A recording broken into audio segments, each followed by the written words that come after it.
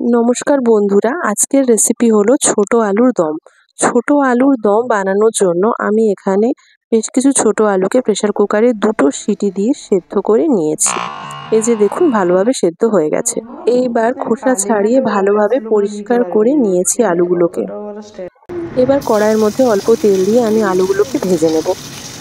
সেদ্ধ করার সময় অল্প আমি লবণ দিয়েছিলাম, তাই জন্য এইবার শুধুমাত্র অল্প হলুদ দিয়ে আলুগুলোকে ভেজে নেব।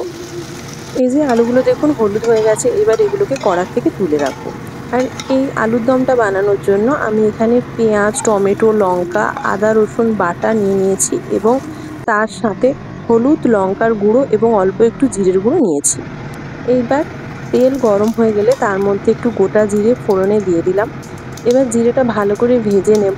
জিরেটা ভালো করে ভাজা হয়ে গেলে তার মধ্যে পেঁয়াজের কুচিগুলো দিয়ে দিচ্ছি। পেঁয়াজ কুচিটা ভালো করে এবার ভেজে নেব। পেঁয়াজ কুচিটা ভাজা হয়ে গেলে এবার এরপর এক এক করে সমস্ত মশলা এর মধ্যে দিয়ে দেবো। পেঁয়াজটা দেখুন বেশ মোটামুটি লাল হয়ে গেছে। এবার এর মধ্যে আমি অল্প একটু চিনি দিয়ে দেবো। চিনি দিলে পেঁয়াজের ওপর তরকারির রঙটা বেশ সুন্দর লাল হয়ে যায়। চিনি দিয়ে পেঁয়াজটাকে আরও কিছুক্ষণ ভালো করে ভেজে নিচ্ছি। এবার এর মধ্যে আমি আদা ও রসুনের বাটাটা যে রেখেছিলাম, আদা রসুনের বাটাটা এর মধ্যে আমি মিশিয়ে দেবো। আদা রসুন বাটা মিশিয়ে এটাকে ভালো করে আরও কিছুক্ষণ ভেজে নিচ্ছি। যতক্ষণ না আদার গন্ধ চলে যাচ্ছে ততক্ষণ পর্যন্ত আমরা মশলাটা ভাজবো। এবার আমি যে গুঁড়ো মশলা রেখেছিলাম তার মধ্যে একটু জল দিয়ে ভালো করে সেটাকে জলের সাথে মিশিয়ে নিয়ে এই মিশ্রণটা এর মধ্যে ঢেলে দিলাম।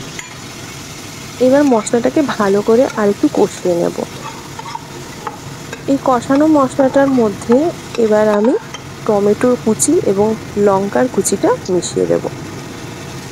এই দেখুন টমেটো আর লঙ্কা দিয়ে দিচ্ছি, দিয়ে আরও বেশ কিছুক্ষণ রান্না করে নেব।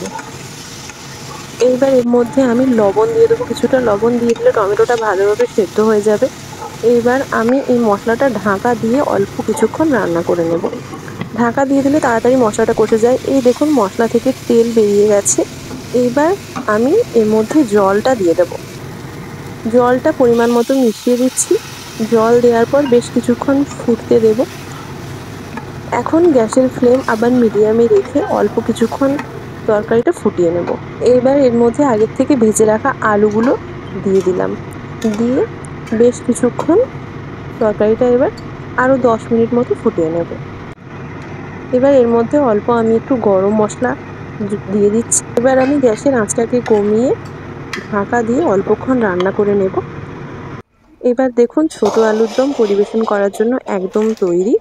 ভিডিও ভালো লাগলে ভিডিওটিতে লাইক করবেন, আরও ভিডিও পেতে চ্যানেলটি সাবস্ক্রাইব করবেন। ধন্যবাদ।